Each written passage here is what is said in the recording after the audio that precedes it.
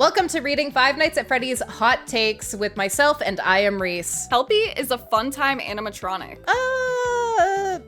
Maybe? Yeah, I mean, the color scheme's close. I mean, I guess it could be true though, because also Funtime Chica is in Pizzeria Simulator, so I guess there could also be Helpy, who was also a fun time. Yeah, I guess the fact that it was in Pizza Sim, which heavily relates to Sister Location. Could be. Who are we? Who are we to say what it is or isn't? Happy Frog is the best animatronic. I mean, again, I think this isn't really a hot take. Yeah, I don't think anyone's gonna get necessarily mad at you for it. I think people will question you and be like, why? Dee Dee isn't annoying, and Security Breach isn't that bad. Dee Dee absolutely is annoying. I don't know how someone could play Ultimate Custom Night and synonymously think that Dee Dee isn't annoying, so I'm not really sure about that. That definitely is a hot take, so I disagree. Yeah, I don't think there's ever been a time where Dee Dee has shown up and I haven't gone, oh crap, I forgot the Dee Dee repellent. I've never been happy about it. Toy Chica loses her beak because she caused the bite of 87, and then they say at the bottom, Mangle did cause the bite of 87 though. So what? Wait, make up your mind. That's honestly exactly how my brain works through the bite of 87. I'm like, well, it just makes sense because Toy Chica's beak, her voice line, but Mangle. I get it. But Mangle, that's the only argument I have. FNAF 4 was the best game. I agree, but that's just because it's my favorite. I like FNAF 4 a lot. I think it's a very good game. I liked how it went from FNAF 3, which wasn't scary at all, in my opinion, and then FNAF 4, which was absolutely terrifying. So I liked it, but yeah, that's about all I have to say to that. Security Breach is overhated. But I understand some of the hate, but it got to a point where it was like, okay, you can chill out now. It seemed like it got to a point where people weren't hating on the game because of how the game was objectively. It felt more so like people were using the game as an excuse to hate on new fans. Yes, I would 100% agree with that. I feel like the hate was tunneled, or I guess directed, the wrong way. And it just, yeah, it became a toxic mess. Yeah, there was a time where I could not say that I liked Security Breach or Security Breach characters without getting like tons of comments of people calling me a new fan as if it was an insult. Yes, at one point I literally made a TikTok saying that Glamrock Freddy was my favorite character, and the whole comments were just like, ooh, new gen, new fan. Like, oh my god.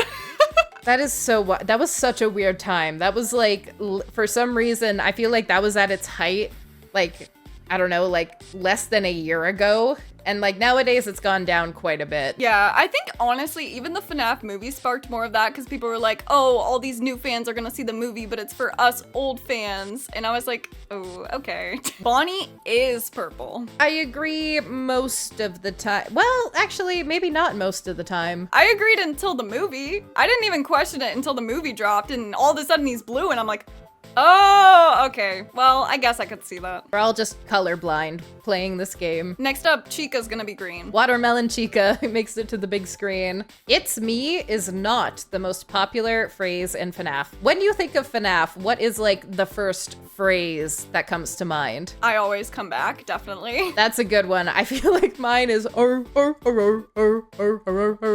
I would say It's Me definitely isn't. No, because it's like, it's iconic, but people don't quote it. Nobody goes around saying it's me, but I feel like I quote way to go superstar like so much more often. Gregory is a terrible person. He destroyed the whole building because he snuck in and couldn't get out. He also destroyed Glamrock Freddy's friends to upgrade him. When you put it like that, he doesn't sound great. Good point. Good point. I still love Gregory because I think he's a menace, but in the best way possible, but he definitely is a terrible person. Half the FNAF plushies look awful and people only pretend to like them. Some of them, yeah. I saw the Circus Baby GameStop plushie while I was out the other day, and I was so tempted to buy it, but it's hideous. Like, I feel like some of the Funko plushies are just so terribly done, but people just want them because it's Funko and it's FNAF, so. No, exactly, because that's exactly how I felt when I was at GameStop and I was holding Circus Baby. I was like,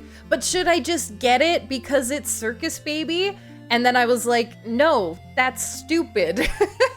I feel like as FNAF fans, we've settled a bit too much because the standards have just gone significantly down since the first Funko wave to the security breach to now. If Evan never died, FNAF would have never happened. I guess it depends on what timeline you believe for the missing children's incident. Because if you consider Crying Child being the first one and then it's setting off William to kill a bunch of other kids, then, I mean, yeah. I guess it depends on how literally you take Chica's voice line about being the first. Was she the first of the 5 children or the first ever? I still think William Afton was just evil though, and it probably still would have happened. Steel Wool ruined the lore. I hate this take. I think people feel this way because they think that Scott has fully retired, and people don't understand that Scott isn't fully retired. Like, he's retired from developing the games. He's not retired from being involved with the games. His title has just changed. Exactly. Like, I get a lot of people saying, like, Reese, oh my god, are you sad that Scott retired? And every time I'm just like, did he really retire? I think people just want to hide behind this idea that Steel Wool ruined it because they think so highly of Scott that they don't want to associate Scott with the new projects. A good source to get for that is watching the FNAF interview with Steel Wool Studios. They talk a lot about Scott in that interview. Glamrock Freddy is the worst Freddy. He's literally my favorite animatronic. I feel a little attacked by this. No, Glamrock Freddy is my favorite Freddy. Absolutely. I love how unique he is. Is he different? Yes. Is different bad? No. I love him. I love him. We asked for hot takes though, so that's what we got. Okay, kind of a similar one, but the lore is starting to suck now. I think this kind of goes together with the Steel Wool ruined the lore, except they're not just blaming it on Steel Wool, which I do like that a little bit better. I would agree that the lore is more confusing now, but it's always been confusing, so I don't know if that's necessarily, like, a good argument, I guess. Yeah, I don't like it's starting to suck now. It's like, no, the lore has always kind of sucked. It's kept us talking about it and is probably the reason that we still have FNAF. Like, if they made it so crystal clear what the story was, I feel like it wouldn't have had the same legacy. 100%. Like, honestly, the thing that I do love about the lore is that you know nothing about the lore, so it's up to your own interpretation, and I love that. No, yeah. My hot take, Scott made the lore difficult on purpose so that we would never actually figure it out. That has to be true because there's no way. It has to be. I think FNAF 2 is the weakest of all the games because it was too confusing and the gameplay was, in my opinion, boring. I don't know if I would agree that it's the weakest of all the games, but the gameplay was very boring. I think the story and like the hype that was around FNAF 2, such a fun time to be in the fandom because like kind of going from FNAF 1 to FNAF 2, like everything just like exploded. But yeah, FNAF 2, gameplay, boring. Sister Location is the worst FNAF game gameplay-wise. I used to agree.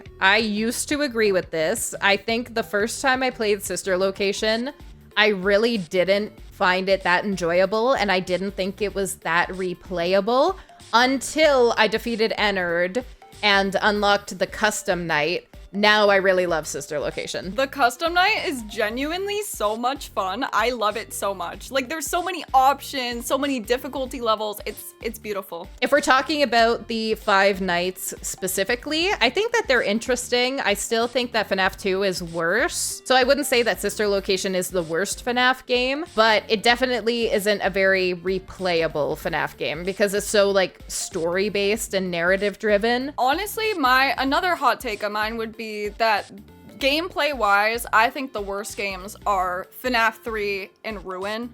So I wouldn't really agree with this, but I might be a little biased just because I have a lot of nostalgia with this game, and also I'm really good at it. So I feel like since I don't struggle with Night 4 like most people do, I enjoy it a lot more. Damn, way to flex.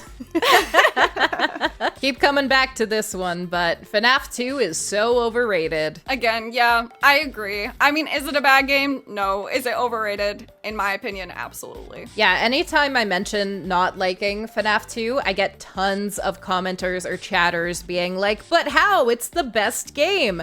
No, it's not the best game. Yeah, I feel like so many people that I've talked to that their favorite game is FNAF 2 either just love the animatronics or like just say it's the most nostalgic game for them. So it's like, oh, okay. Oh, that for sure. I think a lot of people joined the fandom with FNAF 2. And I think that was around the time I got into it as well, was after the FNAF 2 wave of hype. I don't get that nostalgia now that I've actually played it. Exactly. I feel like we're a little bit different just because we were able to play the games later, but we've been fans for a long time, so we don't have the same nostalgia with the gameplay necessarily. FNAF 4 is the worst in the series. No, it's the best. I really like FNAF 4. Like, I don't really see an issue with it. It's spooky, it's fun. I don't know. I enjoy it. I think the worst part of FNAF 4 is its lack of accessibility. Like, if you are in a situation where you can't be reliant on the audio, like if you're hard of hearing, or if you just like are in a situation where you can't have headphones on for some reason or whatever, like it's very limited in how your experience with FNAF 4 will go. I could agree with that being a reason to dislike it, but personally, it's still my favorite. Yeah, I feel like without that explanation for why, it's kind of hard to agree or disagree with this person, because if it is for the reasons like you said, then yeah, I would absolutely agree. I feel like it isn't very accessible, but if it's just because you don't like the game and it's not really an accessibility issue, then I would disagree, because I really enjoyed the gameplay itself. FNAF World isn't that terrible. I like that terrible. That's funny. And FNAF 3 sucks. This has been what I've been saying forever. Oh my god, I don't like FNAF 3. I'm sorry. The gameplay is just my least favorite thing in the entire world. The lore, Springtrap, amazing though, but oh my god, I hate the gameplay so much. And then on FNAF World, I think it's just a fun little silly game. Is it like the best FNAF game? No, but I think it was so fun to play. FNAF 2 is the best game and Springtrap sucks. We've said enough about FNAF 2. You guys know how we feel about that one. Springtrap, on the other hand, is Springtrap a terrible person? Absolutely, but I love him as a character and as a villain, so I would definitely disagree with that. I, however, agree with that. I don't like Springtrap at all. I don't like him as a character, as a villain. His design, okay, yeah, it's pretty cool that, like you mentioned, he's got like the skeleton, the corpse inside of him. That's pretty cool. But overall, not one of my favorites, so I agree. Springtrap sucks. Oh, you'll like this one. Ruin is trash. I love this one! When I first played Ruin, I thought it was like a solid A-tier game. Then I replayed it and I realized, oh my god, what is this? No, honestly, the first time I played Ruin, I feel like I had rose-colored glasses on. Like, I was just so happy to get more Security Breach content. And then the second time, like you said, I played it the second time when it dropped on the Xbox, and I was like, oh, I'm just not having fun. Exactly. Like, the first time, the story was so fun. Playing as a new character, a female protagonist too, was really fun to see.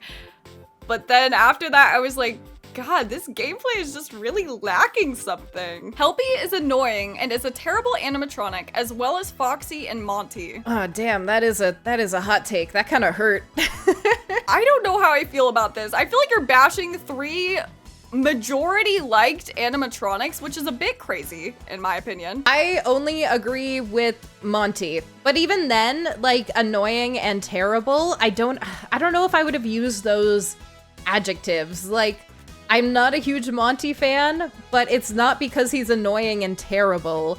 Like, it's just I never really clicked with him. And so, like, whenever I see something Monty, I'm just like, oh, okay, Monty, whatever. It was the same I felt about Roxy before Ruin when her character changed and she had her arc. And now when Help Wanted 2, like, finding out more about her too. But like, Monty, I'm kind of just bored of Monty. Yeah, I feel like if Monty had an arc like Glamrock Freddy and Roxy did, I would like him a lot more, but yeah. On the other hand though, bashing Foxy as terrible and annoying is really shocking to me. That's the hottest take in this entire video. Yeah, what did Foxy do that's so terrible and annoying? I get him being annoying when he runs down the hallway, but like, I don't know, sounds like a skill issue to me. Absolutely, that's what I was thinking. And Helpy, I think Helpy's just adorable, especially in FNAF 6. Who could hate him? Helpy is so adorable.